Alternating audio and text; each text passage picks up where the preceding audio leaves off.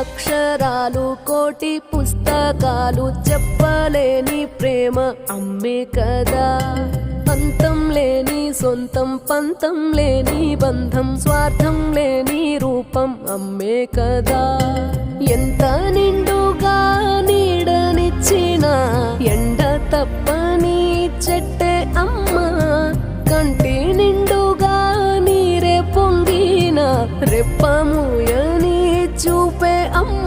తానో స్వర్గం తానో దుర్గం అని సాధ్యం తన మార్గం.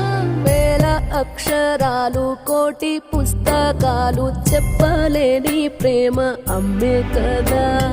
అంతం లేని